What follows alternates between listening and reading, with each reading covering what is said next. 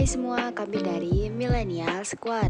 Perkenalkan, nama aku Crescentia Diawinengko Artanti dari kelas 10 IP 1 nomor absen 4. Perkenalkan, saya Sivanya Natania Kendi dari kelas 10 IPS 1 absen 25. Aku Elizabeth Kristabel Nirmala, kelas 10 IPS 1 absen 7. Nama saya Daniela Oktavinia Mundung, kelas 10 IPS 1 nomor absen 05. Pada podcast kali ini, kami mengundang Budini sebagai narasumber. Supaya tidak semakin penasaran, yuk kita lanjut inti dari podcast ini. Untuk yang tercinta Stelma, disinilah aku belajar. Disinilah aku bertemu dengan kawan-kawan. Bertahun-tahun sudah engkau berdiri teguh. Kau keluarkan banyak peluh, hingga menghasilkan anak didik yang berwawasan luas. Stelma, begitu banyak keindahan yang engkau miliki, hingga aku tak bisa berkata-kata. Aku bangga menimba ilmu di Stelma. Tetaplah menjadi yang terindah, wahai Stella Marisku. Selamat pagi teman-teman. Hari ini kami kedatangan narasumber Budini, guru mulok di SMAK Stella Maris. Baik, selamat pagi teman-teman. Saya Budini, saya guru muatan lokal di SMAK Stella Maris. Hari ini kami akan mewawancarai Budini sebagai narasumber. Pertanyaan pertama nih Bu, pada saat kemarin sempat banjir bandang di daerah Nusa Tenggara Timur. Tanggapan sekolah SMAK Stella Maris melihat kejadian seperti itu bagaimana ya Bu? Kita memfokuskan ke anak didik kita yang ada di sana. Jadi para guru, para karyawan SMAK Stella Maris, guru-guru, baik guru, kepala sekolah mengirimkan sering menanyakan bagaimana keadaan mereka, apa yang terjadi dengan keluarganya, bagaimana lingkungan mereka, seperti itu. Jadi kita selalu update dalam menanyakan kabar mereka, seperti itu.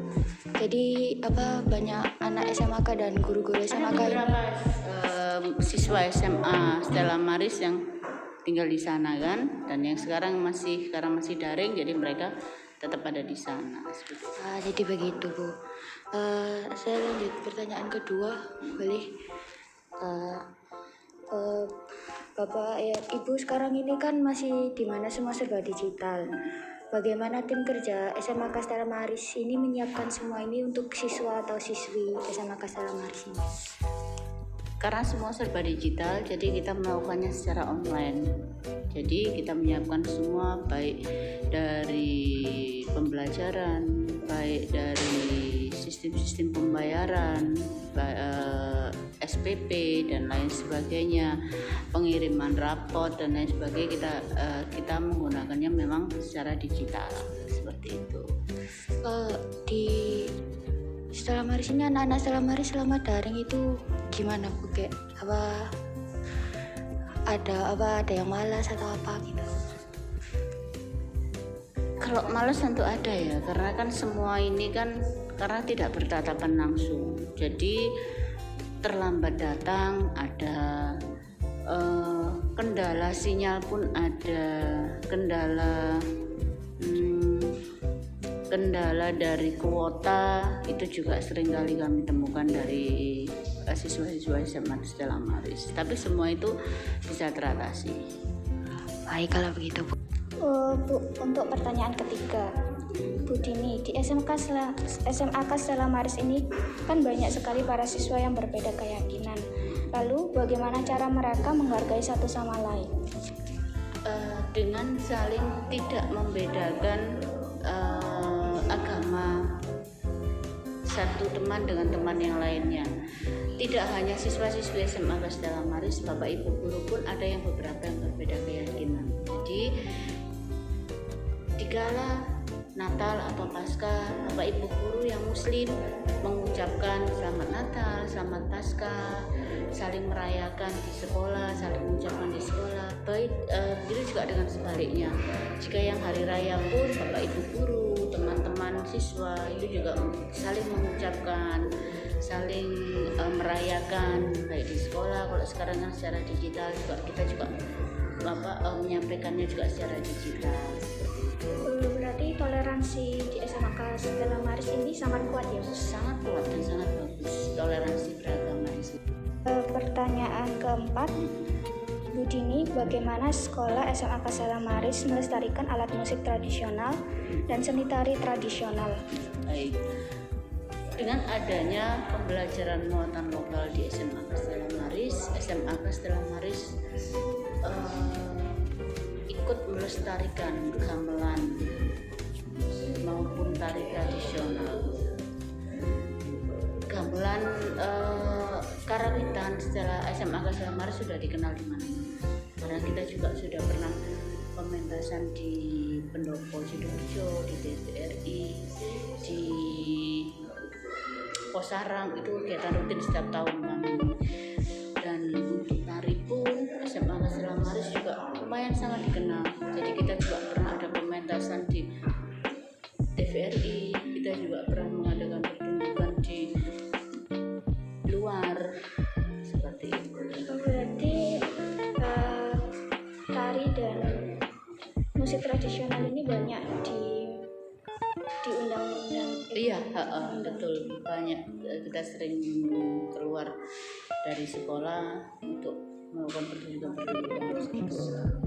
Terima kasih Bu Dini atas waktunya. Have I told you lately that I miss you greatly? Sometimes I wish that I could still call you mine, still call you mine. Itu tadi adalah sedikit cuplikan lagu dari Gangga yang berjudul Blue Jeans.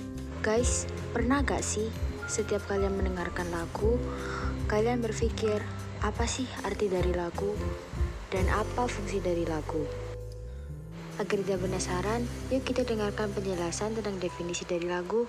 Lagu adalah komposisi yang terdiri dari lirik dan musik, dengan maksud lirik yang dinyanyikan untuk tujuan menghasilkan perasaan atau emosi proporsional dalam kaitannya dengan materi tertentu.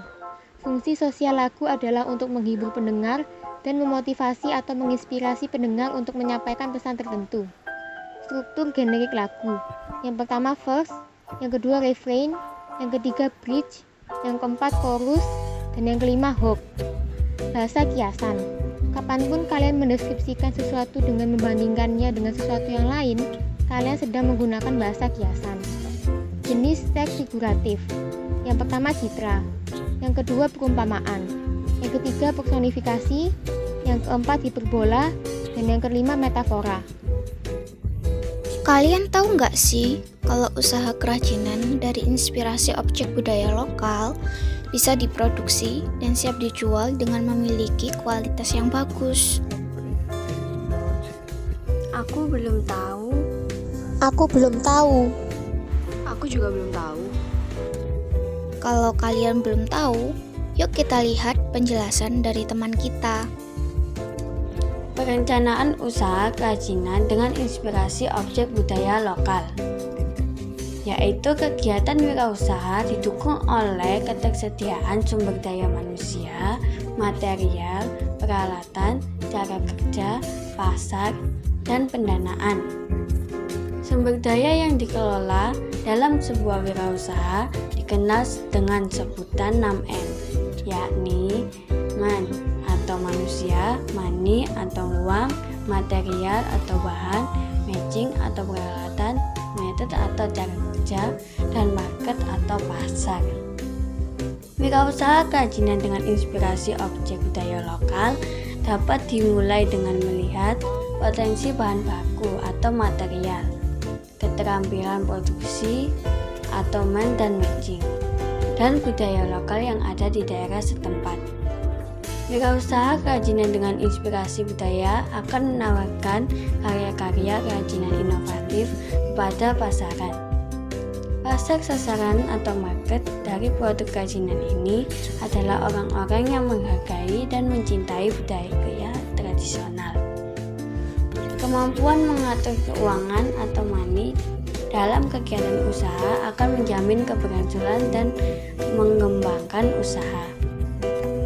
Kedua, perancangan dan produksi kerajinan dengan inspirasi objek budaya lokal, yaitu proses perancangan kerajinan diawali dengan pemilihan sumber dan pencarian ide produk kerajinan, pembuatan sketsa ide, pembuatan studi model kerajinan, dilanjutkan dengan pembuatan petunjuk produksi. Ide kerajinan akan dikembangkan menjadi produk kerajinan yang akan diproduksi dan dijual. Dengan demikian, produk yang dihasilkan harus memiliki nilai estetik dan inovasi agar diminati pasar objek budaya lokal.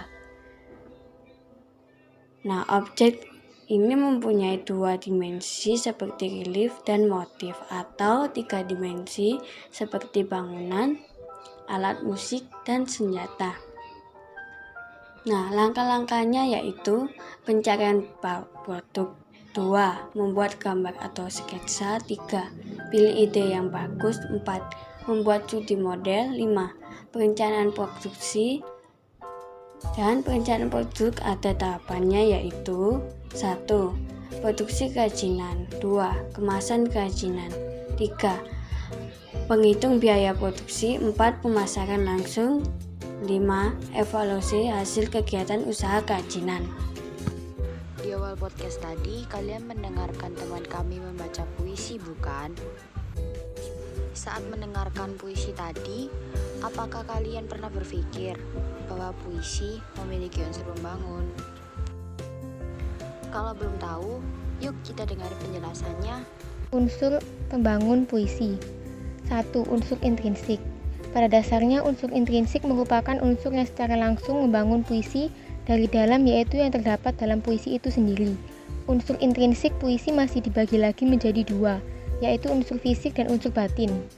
Unsur fisik, sesuai dengan namanya, unsur fisik merupakan unsur atau aspek yang digunakan untuk membangun sebuah puisi secara struktur. Yang termasuk dalam unsur fisik yaitu 1. Tipografi, 2. Diksi, 3. Unsur bunyi, 5. Dan irama, 4. Imaji atau citraan, 5. Kata konkret, 6. Gaya bahasa. Unsur batin. Unsur batin merupakan unsur atau aspek yang berkaitan erat dengan isi. Hal ini mencakup emosi dan dasar pemikiran yang disampaikan dalam sebuah puisi. Unsur yang termasuk dalam unsur batin adalah 1. Tema, 2. Nada, 3. Amanat. 2. Unsur ekstrinsik. Unsur intrinsik merupakan unsur yang berpengaruh pada keutuhan dan pembentukan puisi namun tidak terdapat di dalam puisi, melainkan di luar puisi. Unsur biografi. Unsur biografi berkaitan erat dengan riwayat hidup dan latar belakang penulis atau penyair. Unsur sosial. Unsur sosial berkaitan erat dengan kondisi masyarakat di sekitar penulis atau penyair pada saat membuat puisi. Unsur nilai. Setiap puisi dan setiap penyair memiliki nilai-nilai yang dipegangnya. Sekian podcast dari kami bersama Millennial Squad. Saya Wina. Saya Della. Eli, Saya Sivanya. sampai bertemu di podcast selanjutnya. Terima kasih guys, jangan lupa semuanya untuk like, komen, dan subscribe. Bye!